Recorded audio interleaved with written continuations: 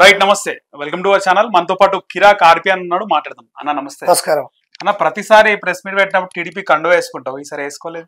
ఏముంది ఇప్పుడు కండువా ఏముంది గుండె నిండా ఉంటే అంటే వేసుకోకుండా అయితే మర్చిపోరు. మర్చిపోవడం అని ఏమి లేదు. ఒక్కోసారి వేసుకోవాలనిపిస్తుంది, ఒక్కోసారి టైంకి ఉండదు, ఒక్కోసారి మనం సడన్ గా వస్తాం. అదేమి లేదు, తెలుసు అందరికి నేను టీడీపీ అని తెలుసు. కానీ ఏమైనా ఇన్స్ట్రక్షన్స్ ఏమైనా వచ్చినాయా, లేకపోతే ఏంది టీడీపీ కండువా కిరాక్ ఆర్పి వేసుకొని ప్రెస్ మీట్ పెట్టొద్దని?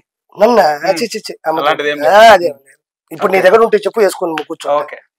అంటే ఈ రోజు వర్షం వస్తుంది కదా, సడన్ గా వీళ్ళు వీళ్ళు ఇంకోటి ఏంటంటే అది ఎంత ఉంటది, ఆ కండువ బలమైందన్న అయితే ఎడన బరువు కలబడుతుంటది మనకి, ఆడి ఆడబెట్టి గుర్తుడు సాగుదు ఒక్కోసారి.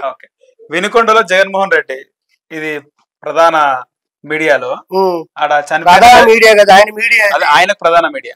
అయితే ఇక్కడ జగన్మోహన్ రెడ్డి ముందు రషీద్ ఫోటో, వెనకాల జగన్మోహన్ రెడ్డి ఫోటో. అది ఏమనిపిస్తుంది మీకు అది చూస్తే, ఈ ఫోటో చూస్తే? ఇది ఏమన్నా కాంపెయిన్కి వెళ్ళాం మనం, ఏమన్నా ఎలక్షన్స్ సమయంలో ఓట్లు అడగడానికి వెళ్ళామా? దీని ఏం రాజకీయం అంటారా? ఇది హత్య రాజకీయం అని అంటారు, దీన్ని శవ రాజకీయం అంటారు దీన్ని. 100% శవ రాజకీయాలు అనేటివి జనాలకి నిజంగా దేవుడి మీద తెలియదు.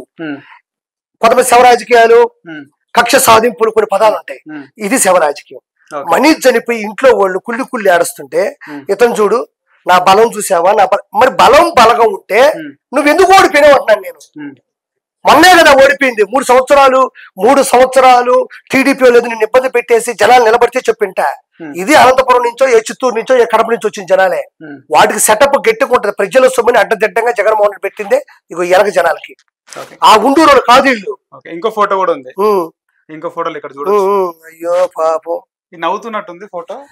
నీకేం చెప్పినాను నేను? నేను నన్ను క్వశ్చన్ అడిగింది, సిగ్గు ఉండాలి. సరే చూడనా, YS Jagan visual set Vinukonda Rasheed house.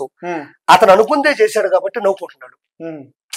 అతను ఏమనుకుంటున్నాడంటే, నేను అనుకుంది సక్సెస్ అయింది, పాప నన్ను గుర్తుపడుతుంది గాని నా ముఖ కవలికల్ని గుర్తుంచుకోదు కాబట్టి పాపం చూసి ఆడుస్తాడు. వెనకోలకేమో ఏడ్ చేశాడు, ముందరకొచ్చి ఇలా పెట్టాడు.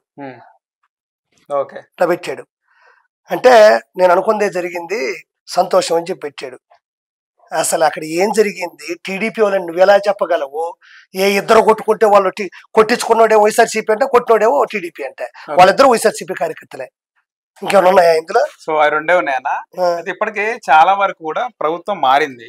గత ప్రభుత్వంలో అనేక హింసాకాండలు, లేకపోతే అనేకంగా తెలుగుదేశం పార్టీ కార్యకర్తలను చంపడం కానీ, లేకపోతే చాలా ఉంది చెప్పుకోవడానికి. బాబాయ్ మర్డర్ కేసు కానీ, లేదా చంద్రబాబు నాయుడిని జైల్లో వేయడం అని, ఒక దళిత డాక్టర్ని గుండు గీయించి రోడ్డు పైన ఆయన తర్వాత చనిపోవడం కోవిడ్ టైంలో, ఇలా రకరకాల ఇష్యూలు ఉన్నాయన్న.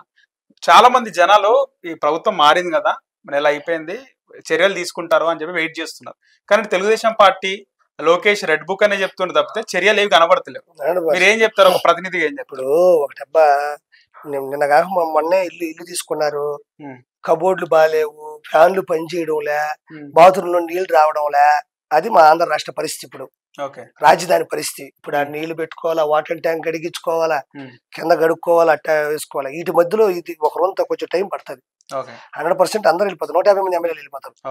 సో అలాగే విజయసాయి రెడ్డి ఇష్యూకి సంబంధించి శాంతి ఇష్యూలో ఏం చెప్తారు అసలుకి? ఆయన బయటకు వచ్చిన తర్వాత ఇప్పుడు మదన్ మోహన్, నాకు డౌట్ ఉంది, విజయసాయి రెడ్డి డిఎన్ఏ పరీక్షకు రావాలి, మా ఇక్కడ విజయసాయి రెడ్డి రావాలా, అటు సుభాష్ రావాలా అంటున్నారు. సో ఎటు తెలుస్తుంది? రావాలి మరి, తప్పదు. ఇప్పుడు ఆయన వచ్చి ఏం చెప్తున్నాడు, నేను ఇంకా డైవర్స్ తీసుకోలేదండి, నేను డైవర్స్ తీసుకోకుండా ఉండుంటే, నేను డైవర్స్ తీసుకోండి, ఎవరితో ఉన్నా నాకు సంబంధం లేదు. సో ఇప్పుడు వచ్చిన అలిగేషన్ ఇది, నన్ను చిత్రహింసలు పెట్టారు, నన్ను ఇబ్బంది పెట్టారు. సో ఆ బిడ్డకి తండ్రి ఎవరో చెప్తే నేను వెళ్ళిపోతాను అంటున్నాడు. అంతే, నేను వెళ్ళిపోతాను, ఏం అలిగేషన్ పెట్టను, నేను డైవర్స్ తీసుకుని వెళ్ళిపోతాను అంటున్నాడు. కిరాకార్పి ఏమనుకుంటున్నాడు విజయసాయి రెడ్డి గురించి? విజయసాయి రెడ్డి ఏమనుకుంటున్నాడు అనేది నేను ముందుగా చెప్పను గానీ, విజయసాయి రెడ్డి డిఎన్ఏ టెస్ట్ కదా, విజయసాయి రెడ్డి దొంగే. ఇప్పుడు సుభాష్ రెడ్డికి బిడ్డ అని చెప్పింది ఆవిడ, అది అనిన తర్వాత ఆవిడే ఒప్పుకుంటుంది, నేను మాట్లాడకూడదు. కానీ విజయసాయి రెడ్డి అయితే దొంగే, మా నెల్లూరులో పుట్టిన గజ దొంగ. కడుపు చేసింది ఆయనే అంటారా? మన కడుపు అని పదాలు వాడకూడదు. కడుపు చేసాడు, గిడుపు చేశాడు. నేను ఒకటే మాట చెప్తున్నా, ఆయన అలిగేషన్ పెట్టాడు, రేపు వెళ్ళి టెస్ట్ చేయించుకుంటారు.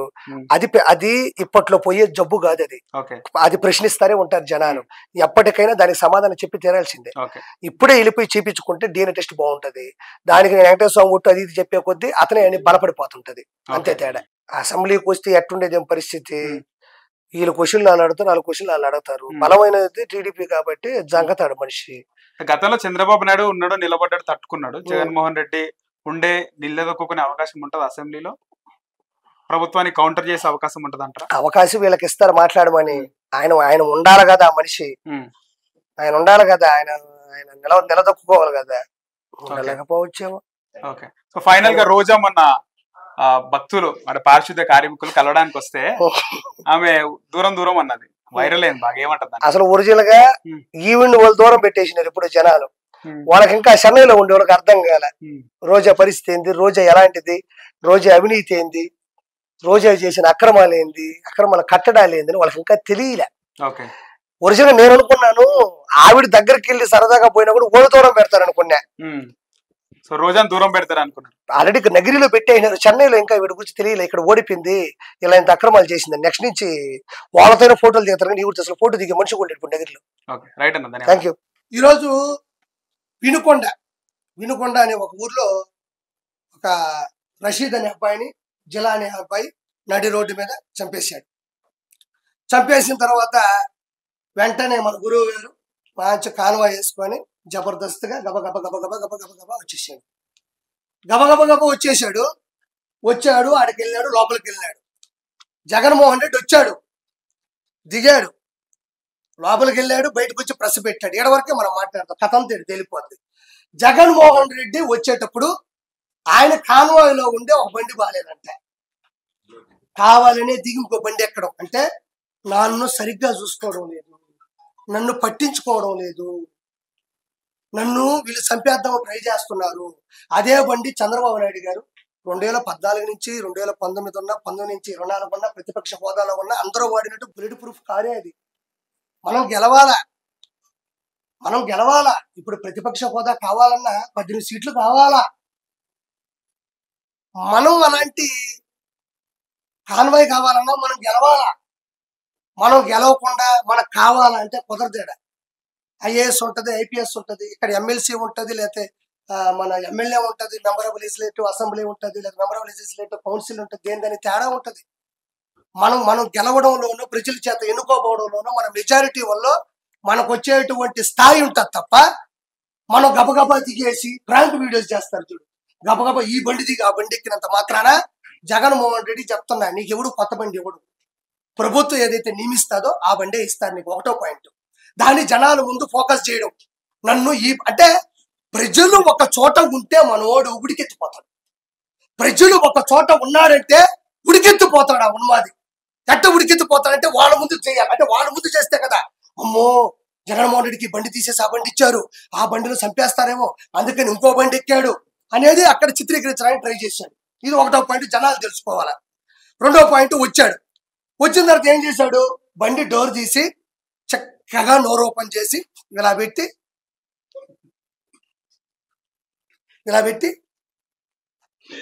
అన్నాడు. నిజంగా అన్నాడా లేదా? అన్నాడు, 100% అన్నాడు. ఒరే మనం ఏం మనుషులవి, మనం ఏడుంటాము. ఒక మనిషి అక్కడ రక్తపాతలో తలకాయ తెగిపడిపోయి 2 చేతులు తెగిపోయి ఆడ పడిపోయి చచ్చిపోయి వాళ్ళు మాకు ఎవరైనా మనిషి అన్నాడు. విపత్తుల్లో వినుకొండలో ఒక సంచలనం జరిగితే జగన్ క్రేజు ఏమాత్రం తగ్గలేదు అని ఎక్కడైనా ఏ పేపర్లో అయినా వేస్తారా, ఏ టీవీలో వేస్తారా? ఒకసారి యూట్యూబ్ లో తొంగి చూడండి ఒకసారి. అది ఎంతవరకు సమంజసం? ఇందుకు కదా అతను ఓడిపోయింది, ఇందుకు కదా అతను 11 సీట్లు వచ్చింది.